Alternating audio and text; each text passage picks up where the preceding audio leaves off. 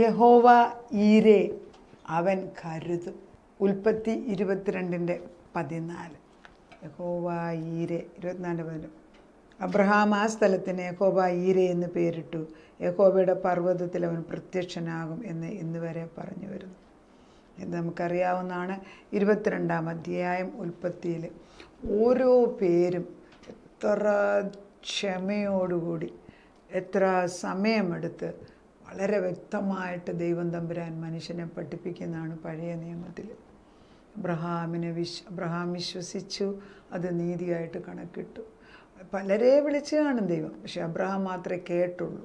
ഇന്നും നമ്മൾ ഈ വചനം അയക്കുമ്പോൾ വചനം ഇങ്ങനെ പോയിക്കൊണ്ടിരിക്കുകയാണ് ആ ഭൂമി മുഴുവനും. ഞാൻ ഈ TV പ്രോഗ്രാം തുടങ്ങുന്നതിന് മുമ്പ് സൗദി അറേബ്യ വെച്ചാണ് പലപ്പോഴും വചനം പറയാൻ തുടങ്ങിയത്. ചെറുപ്പം തൊട്ടേ വചനം പറയുന്ന വ്യക്തിയാണ്. പക്ഷെ അവിടെ വെച്ചാണ് ഡീറ്റെയിൽഡായിട്ട് പഠിച്ചിട്ട് വചനം പറയാൻ തുടങ്ങി. നമ്മൾ വചനം പഠിക്കാൻ നല്ല ഡോക്ടറേറ്റ് എടുത്തവർ ഞങ്ങളുടെ കൂടെ ഉണ്ട്.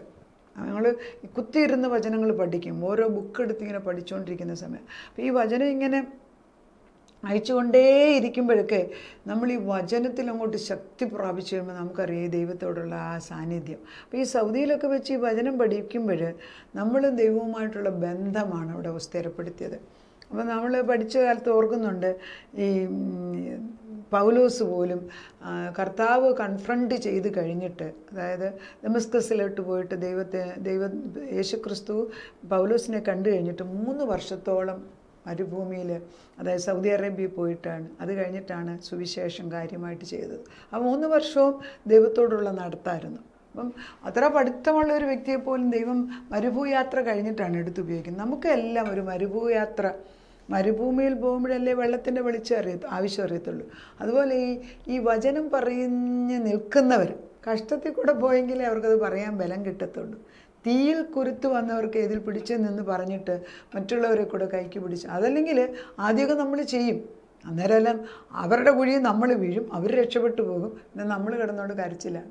നമ്മൾ പൊങ്ങി വരാൻ സമയമെടുക്കും, ഒത്തിരി സമയമെടുക്കും. ഈ പ്രാർത്ഥനാ വരമുണ്ടെന്ന് പറഞ്ഞാലും ഒറ്റയൊരുത്തർക്കും നന്ദിയുള്ള ഹൃദയമില്ല. നമുക്ക് ദൈവം തന്നാലും നമുക്കും നന്ദിയുള്ള ഹൃദയമില്ല. അത് ദൈവം ഇട്ട് തരണം. ഇതൊക്കെ നമ്മൾ ഈ അബ്രഹാമിനെ പഠിക്കുമ്പോൾ അബ്രഹാമിനോട് ദൈവം പറയുന്നുണ്ട്, ഞാൻ നിനക്കൊരു സന്തതിയെ തരുമെന്ന്. എപ്പോഴേ? 75-ാം വയസ്സിൽ. പിന്നെ ഇവിടെ നമ്മളിപ്പോൾ കഴിഞ്ഞ ദിവസം പറഞ്ഞ് 86-ാം വയസ്സിൽ ഒരു ഇസ്മയേൽ ഉണ്ടായെന്ന്.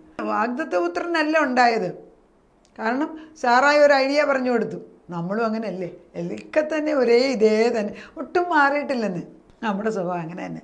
അവൻ ദൈവം തമ്പുരാൻ പറഞ്ഞ അനുസരിച്ച് ലാസ്റ്റിൽ അബ്രഹാമിന് ദൈവം ഒരു മകനെ കൊടുക്കുന്നു. അവനെ ഇസഹാക്ക് എന്ന് പേരിട്ടു. അപ്പോഴത്തേക്ക് 100 വയസ്സ്. പിന്നെ ഈ 100 വയസ്സ് കഴിഞ്ഞ് വളർന്നപ്പോഴാണ് ദൈവം പറയുന്നത് കൊണ്ടുപോയി യാഗവസ്തുവാക്കി കൊടുക്കാൻ പറയുന്നു. ദൈവം പരീക്ഷിക്കുകയാണ്. അതാണ് 22 പറയുന്നത്. അതിനുശേഷം ദൈവം അബ്രഹാമിനെ പരീക്ഷിക്കുന്നു. അങ്ങനെ തന്നെ എഴുതിയിരിക്കുന്നത്. ദൈവം അബ്രഹാമിനെ പരീക്ഷിക്കുകയാണ്. അതായത് ഇത്ര നാൾ 100 വർഷം എടുത്തു അബ്രഹാമിൻ്റെ ജഡം മരിക്കാൻ. എപ്പോഴാണ് നമ്മുടെയൊക്കെ ജഡം മരിക്കുന്നത്? അപ്പോൾ ദൈവത്തിൻ്റെ അനുഗ്രഹത്തിൻ്റെ തടസ്സം നമ്മുടെ ജഡമല്ല, ദൈവമല്ല. സമയം താമസിപ്പിക്കുന്നത് നമ്മളാണ്, ദൈവമല്ല. ദൈവത്തിന് ഇന്ന് വേണമെങ്കിൽ എല്ലാം ചെയ്തു തരാം, പക്ഷെ നീ അത് പ്രാപിക്കാൻ തയ്യാറായിട്ടില്ല. ഇപ്പോൾ എനിക്ക് തന്നാൽ പലപ്പോഴും 10 വർഷം മുമ്പ് ചോദിച്ച പല പ്രാർത്ഥനയ്ക്കും ഉത്തരം തരാഞ്ഞതിന് ഞാനിപ്പം നന്ദി പറയും. കാരണം അന്നത്തെ ചിന്താഗതി മെച്ചുവറല്ലായിരുന്നു. അപ്പോൾ അതുകൊണ്ട് ചില കാര്യങ്ങൾ തരാത്തതിന് കൂടുതൽ നന്ദി പറയണം. തന്നതിന് ഉപയോഗിക്കാൻ ആദ്യം പഠിക്കാനുള്ള കൃപയും ചോദിക്കണം. അപ്പോൾ അബ്രഹാമിനൊരു മകനെ കിട്ടി. ഇനി ഇവനെ എങ്ങനെ കൊണ്ടു നടത്തും? വാഗ്ദത്തപുത്രനാണ്. അപ്പോൾ ദൈവം പറഞ്ഞു, ഇവനെ ഇങ്ങനെ ഒത്തിരി സ്നേഹിച്ച് ഇതാണ് നമ്മളിൽ ലാളിച്ച് കെട്ടിപ്പിടിച്ച് വളർത്തുന്നതിന് ഒന്നിനും കൊള്ളൂല. വേദപുസ്തകത്തിൽ ദൈവം എടുത്ത് ഉപയോഗിച്ച പലർക്കും സ്വന്തം അമ്മ കൂടെ ഇല്ലെന്നേ. ഞാൻ മൂലമാണ് ഇവർ ജീവിച്ചത്. ഞാൻ പ്രാർത്ഥിച്ചിട്ട് എൻ്റെ നല്ലൊരു ക്ലോസ് ഫ്രണ്ട് കൊട്ടാരക്കര ഉണ്ടായിരുന്നു. വളരെ നല്ലൊരു സ്ത്രീയാണ്, ഒത്തിരി അധ്വാനിക്കുന്നത്. അപ്പോൾ എന്നെ കാണാൻ എപ്പോഴും ഓടി വരും. ഞങ്ങൾ രണ്ടും കൂടി ഇരുന്ന് പ്രാർത്ഥിക്കും. ആ കുട്ടി ആ സ്ത്രീ വരുമ്പോൾ എന്നോട് എപ്പോഴും പ്രാർത്ഥിക്കുന്നുണ്ട്. എൻ്റെ രാത്രിയിലുള്ള നിൻ്റെ ആ പാട്ട് എപ്പോഴും ഇങ്ങനെ കരുതലിനെ കുറിച്ച് ഇങ്ങനെ പാടി എൻ്റെ മുമ്പിൽ ഇരിക്കുമ്പോൾ ഞാൻ പറയും, ഇവരുടെ ഒരു കരുതലും സ്നേഹം കണ്ടില്ല. രാത്രിയിലുള്ളത് കരുതൽ. ആ കരുതലിൻ്റെ മുമ്പിലിരുന്ന് അവർ പ്രാർത്ഥിക്കുമ്പോൾ എനിക്ക് വലിയ സന്തോഷമാണ്. അപ്പോൾ അവർക്ക് 3 മക്കളാണ്, 2 ആൺമക്കളും 1 മോളും. അപ്പോൾ ഞങ്ങൾ ചെന്ന് കഴിഞ്ഞാൽ പ്രാർത്ഥിച്ചു മോടെ കല്യാണം നടക്കാൻ വേണ്ടി പ്രാർത്ഥിച്ചു. അപ്പോൾ ഞാൻ ബുക്ക് എഴുതിയ സമയമാണ്. അപ്പോൾ ഞാൻ കാണുന്നുണ്ട് ഈ കൊച്ചിന് ബുക്ക് കൊടുക്കുമ്പോൾ കൊച്ചിൻ്റെ കല്യാണം നടക്കുന്നതായിട്ട്. അങ്ങനെ 1 മാസത്തിന് ആ കുട്ടിയുടെ കല്യാണം നടന്നു. അപ്പം മോടെ പിന്നെ 2 ആമക്കൾ ചെറുപ്പക്കാരാണ്. ഒരാൾ എഞ്ചിനീയറിന് പഠിച്ചുകൊണ്ടിരിക്കുന്നു, മറ്റേതിന് സ്കൂളിൽ പഠിച്ചുകൊണ്ടിരിക്കുന്നു. അപ്പോൾ നല്ല ശക്തമായിട്ട് അധ്വാനിച്ച് ജീവിക്കുന്ന ഒരു സ്ത്രീ. അപ്പോൾ എൻ്റെ ഒരു അല്പ ആശ്വാസത്തിന് എൻ്റെ ഓടി വരും. എനിക്ക് വരെ വലിയ കൊട്ടാരക്കര എന്ന് പറഞ്ഞാൽ എനിക്ക് ആ ഒരു സ്ത്രീ എപ്പോഴും ഓർമ്മ വരുന്നത്. അങ്ങനെ എൻ്റെ അടുക്ക് വന്ന് പ്രാർത്ഥിക്കുമ്പോഴും കൊടുക്കുമ്പോഴും പറയും ഞാൻ ഇങ്ങനെയാണ് അത് ചെയ്ത് ഇത് ചെയ്ത് എൻ്റെ ഭർത്താവിന് സുഖമില്ല എന്നൊക്കെ പറയുമ്പോഴേക്കും ഞാനതെല്ലാം കേൾക്കും. എന്നാൽ പെട്ടെന്ന് ഞാനിങ്ങ് പോന്നു കഴിഞ്ഞാൽ അവർ പെട്ടെന്ന് മരിച്ചുപോയി. ഞാനിപ്പം തിരുവല്ലയിലാണ്. അപ്പോൾ എനിക്ക് വല്ലാതെ പ്രയാസം തോന്നി. കാരണം അത്രയും തീക്ഷ്ണമായിട്ട് ഓടി നടന്ന് ജോലി ചെയ്ത ഒരു സ്ത്രീ പെട്ടെന്ന് എങ്ങനെയാണ് മരിച്ചു പോയത്. അപ്പോൾ എനിക്ക് വലിയ സങ്കടം തോന്നി. ഞാൻ ഇടയ്ക്കിടയ്ക്ക് പിന്നെ അവരെ പോയി കാണാറുണ്ട്, അവരുടെ ഭർത്താവിനെ. അപ്പോൾ എന്ത് സംഭവിച്ചു? ഞാൻ അന്നേരം വിചാരിച്ചു ഈ ആമക്കളിനി അങ്ങനെ ജീവിക്കുമെന്ന് അമ്മ. അതുകൊണ്ട് അതുപോലെ കരുതുന്ന ഒരു സ്ത്രീയാണ്. എൻ്റെ പൊന്നെ കഴിഞ്ഞ 4 മാസം മുമ്പ് ആ ഇളയ മോൻ്റെ കല്യാണം നടന്നു, മറ്റവൻ്റെ നേരത്തെ നടന്നു. ദൈവം അവരെ കരുതുന്ന ഒരു ദൈവത്തിൻ്റെ കരുതൽ. അപ്പോൾ അമ്മ ജീവിച്ച് അവർ കണ്ടില്ല, പക്ഷെ അമ്മ അവർ മരിക്കുന്നതിന് മുമ്പ് ഈ മകന് കല്യാണം നടത്തുന്ന വിവരം എൻ്റെ അടുക്ക് വന്ന് പറഞ്ഞായിട്ട് ഞാൻ ഓർക്കുന്നുണ്ട്. ആ മകൻ്റെ കല്യാണത്തിന് മുമ്പ് അവർ മരിച്ചുപോയി. എന്താണ്? God who provides, he knows. അപ്പം ദൈവം പറയുന്നത് അബ്രഹാമിന് 100 വയസ്സ് കഴിഞ്ഞപ്പോൾ ഒരു കുഞ്ഞിനെ കൊടുത്ത് ദൈവം അവനെ ഒന്ന് പരീക്ഷിച്ചിട്ടേ ഉള്ളെന്നാണ്. എന്താ പരീക്ഷിക്കുന്നത്? അബ്രഹാമേ എന്ന് വിളിച്ചു. ഞാനിതാ എന്ന് അബ്രഹാം പറഞ്ഞു, ഇപ്പോൾ നിൻ്റെ മകനെ നീ സ്നേഹിക്കുന്ന നിൻ്റെ ഏകജാതന ഇസഹാക്കിനെ തന്നെ കൂട്ടിക്കൊണ്ട് മോറിയാദേശത്ത് ചെന്ന് അവിടെ ഞാൻ നിന്നോട് കൽപ്പിക്കുന്ന ഒരു മലയിൽ അവനെ ഹോമയാഗം കഴിക്കുക എന്ന് പറഞ്ഞു. വ്യക്തമല്ലേ? സംശയമുണ്ടോ? ഭർത്താവ് വ്യക്തമായിട്ട് ഇത്രയും ക്ലിയറായിട്ട് എന്നോടൊന്നും സംസാരിച്ചിട്ടില്ല, പക്ഷെ ഇവിടെ ക്ലിയറായിട്ട് സംസാരിച്ചു, നല്ല ഭംഗിയായിട്ട്. നീ അവിടെ ഏത് മലയിൽ പോകണം, എന്തൊക്കെ ചെയ്യണമെന്ന്. അബ്രഹാം ഇപ്രാവശ്യം സാറയോട് പറഞ്ഞില്ല. പറഞ്ഞാൽ അവിടെ പ്രശ്നം ഉണ്ടാവും. സാറയോട് പറയാതെ എല്ലാം ഒരുക്കിക്കൊണ്ട് തൻ്റെ ജോലിക്കാരും കഴുതയുടെ പുറത്ത് എല്ലാം ആക്കിക്കൊണ്ട് ഇവർ യാത്ര ചെയ്യുമ്പം അബ്രഹാമും സന്തതി മകനെ ഇസഹാക്ക് വാഗ്ദത്തപുത്രനും കൂടെ ഒന്നിച്ചു പോകുമ്പം അവർ നടക്കുന്നു. എന്നിട്ട് എന്താണ് പറയുന്നത്? അബ്രഹാം ഹോമയാഗത്തിനുള്ള വിറകെടുത്ത് തൻ്റെ മകനായ ഇസഹാക്കിൻ്റെ ചുമൽ എവിടെ കഴുതയെ കൂടെ കൊണ്ടുവന്ന് ജോലിക്കാരെ താഴെ നിർത്തിയിട്ട് ദൈവം പറഞ്ഞ മലയിലോട്ട് മുകളിൽ കയറാൻ നേരത്ത് സ്വന്തം മകൻ്റെ മേലെ അപ്പോൾ കൊച്ചുകുട്ടിയല്ല, ചുവടിൽ വെച്ചിട്ട് തീയും കത്തിയും താൻ എടുത്തു. ഇരുവരും ഒന്നിച്ചു നടന്നു. അപ്പോൾ ഇസഹാക്ക് തൻ്റെ അപ്പനായ അബ്രഹാമിനോട് അപ്പ എന്ന് പറഞ്ഞതിനവൻ എന്താകുന്നു മകനെ എന്ന് ചോദിച്ചു. അതിന് തീയും വിറകുമുണ്ട്, എന്നാൽ ഹോമയാഗത്തിന് ആട്ടിൻകുട്ടി എവിടെ എന്ന് ചോദിച്ചു. തീയുമുണ്ട് വിറകുമുണ്ട്, പക്ഷേ എവിടെ? ആട്ടിൻകുട്ടി എന്തിയെ? എന്താ ഉത്തരം കൊടുക്കേണ്ടത്? അങ്ങനെ ഒരു ചോദ്യം നമ്മളോട് ദൈവം ചോദിച്ചാൽ നമ്മൾ എന്തുത്തരം കൊടുക്കും? ഈ വിശ്വാസത്തിൻ്റെ പല ടെസ്റ്റും ചോദ്യോത്തര രീതിയില്ല. പ്രവർത്തിക്കുന്നതിന് മുൻപേ മനസ്സ് ശരിയാകുന്നോ എന്നാണ് നോക്കുന്നത്. മനസ്സ് ശരിയായി എങ്ങനെയെങ്കിലും ദൈവം അത് ചെയ്യിപ്പിക്കും. പക്ഷെ മനസ്സ് ശരിയായില്ലല്ലോ. ഇവിടെ അബ്രഹാം സ്ഥിരമായിട്ട് ചിന്തിക്കുന്നവർ. അബ്രഹാം നല്ല ഉറപ്പുണ്ട്. അബ്രഹാം അവിടെ പറയുന്നത് അബ്രഹാമിൻ്റെ പല ടെസ്റ്റിൽ ഏറ്റവും വലിയതായ ജയം നിൽക്കുന്ന ടെസ്റ്റ് ഇതാണ്. അപ്പോൾ ഇതൊക്കെ അബ്രഹാമിന് പ്രായമായി വിവേകമായി മെച്യൂറായി. ദൈവം ആയിരുന്നു. ദൈവം തനിക്ക് ഹോമയാഗത്തിന് ഒരു ആട്ടിൻകുട്ടിയെ നോക്കിക്കൊള്ളും എന്ന്, അതായത് ഹീവിൽ ദൈവം കാണിക്കുമെന്ന് പറഞ്ഞു. അങ്ങനെ അവർ ഇരുവരും ഒന്നിച്ച് നടന്നു. ദൈവം കൽപ്പിച്ചിരുന്ന സ്ഥലം കർത്താവ് സ്ഥലം കാണിച്ചു കൊടുത്തു. അവരെത്തി. അബ്രഹാം ഒരു യാഗപീഠം പണിതു. അവിടെ യാഗപീഠം എന്ന് പറഞ്ഞാൽ നമ്മൾ ഈ സിമെൻറ്റും കല്ലും ഒന്നും ആവശ്യമില്ല. അവിടെയുള്ള തന്നെ സ്ഥലത്തിൽ കിടക്കുന്ന കല്ലുകൾ പെറുക്കി വിറക് അതിൻ്റെ മേളിൽ കയറ്റി വെച്ചു. അതിന്മേൽ ഒരു പരന്ന സ്ഥലമാക്കി വെച്ച് സ്വന്തം മകനെ കെട്ടിക്കൊടുത്തിട്ട് യാഗപീഠത്തിന്മേൽ കിടത്തി. അതൊക്കെ ഒന്ന് ചിന്തിച്ച് നോക്കിക്കേ. അപ്പം ഈ ഓരോ പ്രാവശ്യവും ഈ മകനെ കയറിട്ട് കെട്ടുമ്പോഴും അബ്രഹാമിനെ സംബന്ധിച്ചിടത്തോളം മകൻ മരിച്ചു കഴിഞ്ഞു. പിന്നൊരു യാഗം അവിടെ ആവശ്യം എൻ്റെ മനസ്സുകൊണ്ട് തീരുമാനിച്ചു കഴിഞ്ഞു. അതുതന്നെയാണ് ഗെത്സമന തോട്ടത്തിൽ യേശുക്രിസ്തു തലേ ദിവസം ക്രൂശുമരണത്തിന് മുൻപേ കരഞ്ഞു പ്രാർത്ഥിക്കുമ്പോൾ തൻ്റെ വിയർപ്പ് തുള്ളികൾ രക്തമായിട്ട് വീഴുമ്പോൾ താനൊരു തീരുമാനം എടുത്തു കഴിഞ്ഞു, ഞാൻ നാളെ ക്രൂശിന്മേൽ കയറും. അവിടെയാണ് ജയമെടുത്ത, പിറ്റേ ദിവസമല്ല. ഇത് തന്നെ നമ്മുടെ ജീവിതത്തിൽ എന്നും എന്നെ സംബന്ധിച്ചിടത്തോളം നിങ്ങളെ സംബന്ധിച്ച് വിശ്വാസ ജീവിതത്തിൽ മനസ്സുകൊണ്ട് തീരുമാനം എടുക്കുമ്പോൾ സ്വർഗം അത് ചെയ്തതായിട്ടാണ് കാണുന്നത്. ചെയ്തു.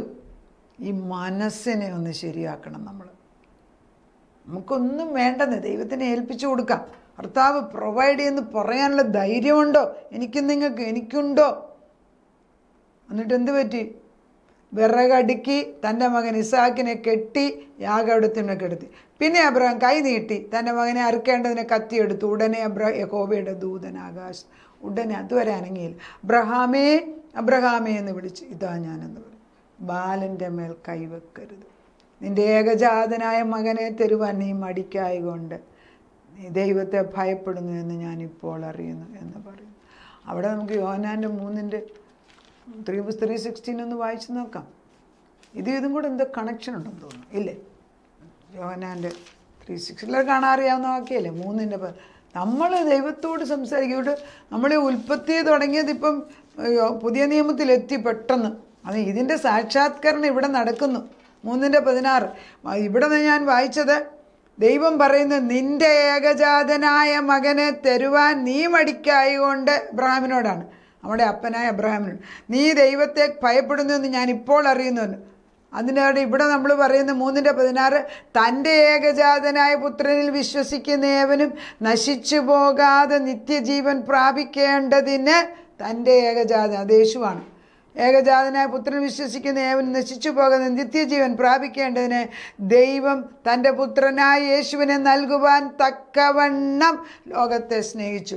ഈ അബ്രഹാമിന് ഇസഹാക്കിനെ വെളികഴിക്കേണ്ട സമയത്ത് ടെസ്റ്റ് പാസ്സായത് അവൻ്റെ മനസ്സ് നോക്കിയിട്ടാണ്. പ്രവൃത്തിയിൽ അവസാനത്തെ നിമിഷം ദൈവം ഇറങ്ങി വന്നിട്ട് അബ്രഹാമിന് വേണ്ടി ദൈവം ഒരു ആട്ടുകൊറ്റനെ വേറെ കൊടുത്തു. ആട്ടുകൊറ്റനെ യാഗമായി കഴിച്ചു.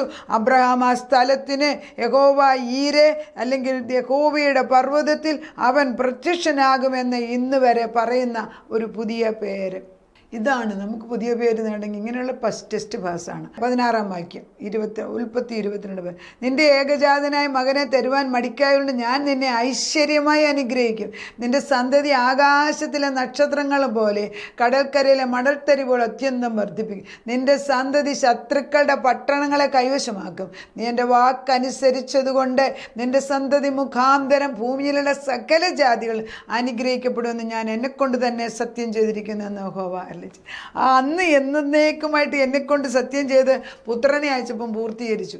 തൻ്റെ ഏകജാതനായ പുത്രൻ വിശ്വസിക്കും. അവിടെ ഒരു പുതിയ ആട്ടിൻകുട്ടിയൊന്നും വന്നില്ല. യേശു തന്നെ ക്രൂശുമരണത്തിന് തൻ്റെ പിതാവ് യഹോവ ഈരേ അന്ന് പറഞ്ഞത് ഇന്ന് പൂർത്തീകരിച്ചെങ്കിൽ നമുക്ക് വേണ്ടി ചെയ്യാതിരിക്കുമോ ദൈവം? ആ ദൈവം വിശ്വസ്തൻ. യഹോവ ഈരേ. നമുക്ക് പ്രാർത്ഥിക്കാം. എത്ര വിശ്വസ്തനാണ്! ഉൽപ്പത്തിയിൽ തുടങ്ങിയത് 22 യോഹന്നാൻ്റെ 3:16 ക്രൂശ് മരണത്തിന് തൻ്റെ സ്വന്തം പുത്രനെ അയച്ചു തന്ന പിതാവിൻ്റെ സ്നേഹം എത്ര പറഞ്ഞാലും മനസ്സിലാകുന്നില്ല. ഞാനീ പറയുന്ന എനിക്ക് പോലും കുറച്ച് കഴിയുമ്പോൾ മറവിയുണ്ട്. കർത്താവേ, ക്ഷമ ചോദിക്കുന്നു. വീണ്ടും വീണ്ടും ഓർപ്പിക്കാൻ നീ പറയുന്നത് അതുകൊണ്ടാണ്. ഒരേ വാക്യങ്ങൾ പലരും പറഞ്ഞാലും ഓരോ തലത്തിലത് കേൾക്കാൻ ഇന്ന് അയക്കുന്ന വചനം ആരുടെ ഹൃദയത്തിലാണ് ചെന്ന് കൊള്ളുന്നതെന്ന് അടിയനറിയത്തില്ല. പക്ഷെ അവ ചെന്ന് കൊണ്ട് പ്രവർത്തിക്കാതെ തിരിച്ചു വരത്തില്ല. ദൈവത്തിൻ്റെ വചനം ജീവനും ചൈതന്യവും. ആരുടെ നെഞ്ചിനകത്ത് വേദനയ്ക്കാണ് ഇതിനുകൊണ്ട് വിടുതൽ? ആരുടെ മക്കളെക്കുറിച്ചാണ് അമ്മമാർ കരയുന്നത്? കൊച്ചുമക്കളെ ഓർത്ത് വിലപിക്കുന്ന അനേകരുണ്ട്. ഭർത്താക്കന്മാരുടെ വീണ്ടെടുപ്പിന് വേണ്ടി, ഭാര്യമാരുടെ വീണ്ടെടുപ്പിന് വേണ്ടി കരയുന്നവരുണ്ട്. മക്കളുടെ കർത്താവേ, യഹോവ ഈരേ. അന്ന് അബ്രഹാം ഞങ്ങളുടെ പിതാവായിട്ട് നിന്ന് അനുസരിച്ചല്ലോ. അതിനാൽ പിതാവാം ദൈവം സ്വന്തം പുത്രനായ യേശുവിനെ തന്നല്ലോ. ആ പുത്രൻ്റെ പേരിൽ ഞങ്ങൾ കടന്നു വരുന്നു. ഞങ്ങൾക്ക് ഇത്രയൊക്കെ അറിയത്തുള്ളൂ. ഞങ്ങളുടെ ബലഹീനതയിൽ ബലം തന്ന്, ഞങ്ങളുടെ അവിശ്വസ്തതയിൽ വിശ്വസ്തതയിട്ട് ഞങ്ങൾക്ക് വേണ്ടി അവിടുന്ന് പ്രവർത്തിക്കണമേ. കർത്താവെ, നീ പ്രവർത്തിച്ച് കഴിഞ്ഞത് മനസ്സിലാക്കിച്ചു തന്ന് തൻ്റെ പുത്രനായ യേശുവിനെ സ്വീകരിക്കുന്നവന് നിത്യരക്ഷ തരുമെന്ന് പറഞ്ഞിരിക്കുന്നതിന് ആ സത്യത്തിൻ്റെ ആത്മാവ് ഇന്ന് തലമുറകളിൽ ചെന്ന് വീഴണം. മുദ്രയിടുന്ന പോലെ വീഴട്ടെ. സംഭവിക്കട്ടെ. അവരെവിടെ ഇരുന്നാലും അത് സംഭവിക്കണം. കർത്താവെ, സൂര്യൻ അസ്തമിക്കുന്നതിന് മുമ്പ് അത് സംഭവിക്കട്ടെ. കർത്താവ് അത് ചെയ്യുന്നതിനാൽ സ്തോത്രം, നന്ദി, സ്തോത്രം. പ്രാർത്ഥനയുടെ ഉത്തരം തന്നതിന് നന്ദി. യേശു ക്രിസ്തുവിൻ്റെ പൊന്നുനാമത്തിൽ തന്നെ. ആമേൻ.